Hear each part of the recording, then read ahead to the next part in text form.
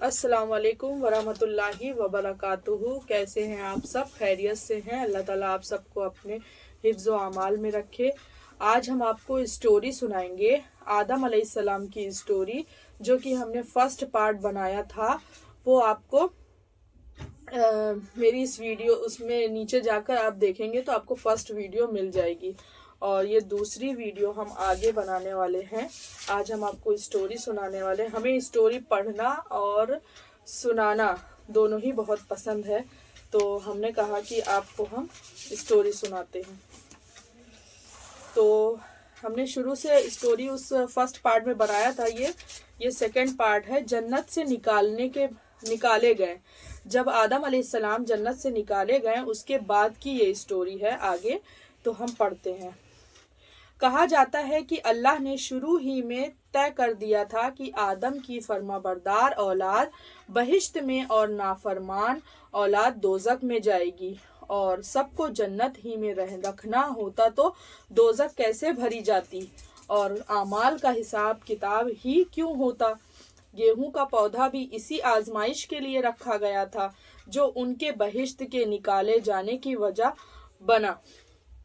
उलमा ने लिखा कि जब हजरत हव्वा ने थोड़े से गेहूं के फल खा लिए और उनके कहने से हजरत आदम ने भी कुछ खा लिया, तो अभी तक हजरत आदम के मैदे में गेहूं पूरी तरह हजम भी नहीं हुआ था कि बहिश्त का लिबास जिस्म से गिर पड़ा। अगर उन्होंने खाया था गेहूं तो उनके पेट में दर्द होना चाहिए था, लेकिन वो लिबास गिर पड़ा, लिबास उनका उतर गया, पेट में दर्द नहीं हुआ। तो गेहूं पूरी तरह हजम भी नहीं हुआ था कि बहिश्त का लिबास जिस्म से गिर पड़ा, जिस्म नंगा हो गया। मजबूर होकर इंजीर के पत्तों से जल्दी जल्दी जिस्म ढाका। हुक्म हुआ कि ए आदम, तेरे नंगे होने की वजह क्या है? कहा, अल्लाह, इसकी वजह यह है कि तेरी मर्जी पर अमल ना किया, उस मना किए हुए पेड़ का फल खा लिया।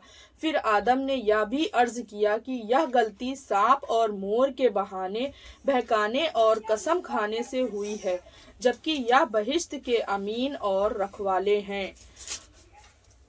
कहा जाता है कि उस वक्त सांप शक्ल व सूरत के एतबार से बहुत ही खूबसूरत था। इस जैसा बहिश्त में कोई जानवर भी ना था। अल्लाह ताला ने इस गुनाह की वजह से उसका चेहरा बिगाड़ दिया, मिट्टी धूल को उसका खाना बना दिया, और पेट सीने के बल जमीन को रगड़ना और छाती को छीलना मुकद्दर हो गया। मतलब वो सांप पहले बहुत खूबसूरत था, लेकिन ये ऐसी हरकत करने के बाद अल्लाह ताला ने उसके साथ ये चीजें किया। इसी जुर्म के अजाब के तौर पर हजरत हव्वा और उनकी बेटियों को जन्ने का दर्द दिया। बाप रे! हैज माहवारी की गंदगी दी और खाविंदों के हुक्म में रहना और उनकी ताबेदारी करना तय कर दिया। मतलब हजरत हव्वा को भी इसी वजह से उनको ये सजा मिली। मोर को भी सजा मिली, उनकी भी शक्ल बदल गई। चुनांचे पाव तो बदसूरती के लिए मशहूर ही है। मतलब मोर कितना खूबसूरत है, लेकिन उसके पैर जो हैं वो बदसूरत, कितने बेकार लगते हैं, तो उसको भी सजा मिली। फिर हुक्म हुआ कि सब बहिश्त से निकलो और जमीन पर उतरो और आपस में एक दूसरे के दुश्मन बने रहो। इस तरह आदम, हव्वा और शैतान, सांप और मोर सभी जन्नत से जमीन पर जिल्लत और रुसवाई के साथ पहुंचे, और सजा के तौर पर सब के सब अलग रखे गए। रिवायत में है कि हजरत आदम सरान द्वीप में, हजरत हव्वा जद्दा में, शैतान सिस्तान में, सांप अस्फहान में और मोर काबुल में उतारा गया। इसी तरह इब्लीस और आदम की औलाद में हमेशा हमेशा के लिए दुश्मनी पैदा हो गई और कयामत तक रहेगी। इस वाक़या के बाद हजरत आदम ने 40 दिन तक खाना खाया, न पानी पिया। हजरत हव्वा की जुदाई से तड़पते रहें, 300 वर्ष तक रोते रहें और तौबा इस्तगफार करते रहें। फिर सबसे बड़े रहीम अल्लाह ने अपनी मेहरबानी से हजरत आदम के दिल में ये कुछ कलमे उतारे, जो कि ये है, रब्बना ज़लमना अनफुसना व इल्म तगफिर लना वतरहमना लनकूनन्ना मिनल खासिरीन। ला इलाहा इल्ला अंता सुब्हानका व बिहम्दिका अमिलतु सुअन व ज़लमतु नफ्सी फगफिरली। ऐ हमारे रब, हमने अपने आप पर जुल्म किया और अगर तूने बख्शा नहीं और रहम ना किया तो हम ज़रूर ही घाटा उठाने वालों में हो जाएंगे। तेरे अलावा कोई इबादत के लायक नहीं, तू पाक है हर गलती से और तेरी हर पहलू से तारीफ है। मैंने एक खता की और मैंने अपने आप पर जुल्म किया, तू मुझे माफ़ कर दे। तो हज़रत आदम अलैहिस्सलाम ये दुआ पढ़ें और अल्लाह ताला से तौबा और इस्तग़फ़ार किया। तो इस कलमे के पढ़ने के बाद हज़रत जिब्राईल आए और गुनाह की माफ़ी की खुशखबरी लाएं। हज़रत आदम बहुत खुश हुए। इस खुशी में अल्लाह का इशारा पाकर उन्होंने चाँद की तरफ 14-15 तारीख के रोज़े रखे, मतलब कि चाँद के 14-15 तारीख को रोज़े रखे।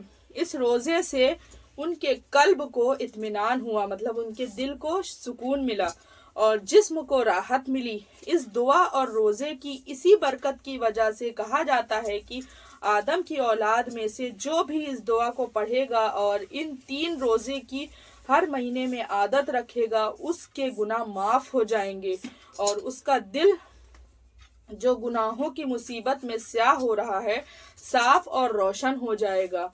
इसके बाद हज़रत आदम को हुक्म हुआ कि खाने काबा की बुनियाद रखे। हज़रत आदम ने जिब्राईल की तालीम से और फरिश्तों की मदद से काबे की बुनियाद रखी और हज़र अस्वद को, जिसे वह अपने साथ बहिश्त से लाए थे, और उसमें अहदनामा और कौल व करार रोज़े अलस्ते का खुदा ने रखा था, काबे में एक तरफ जमाया।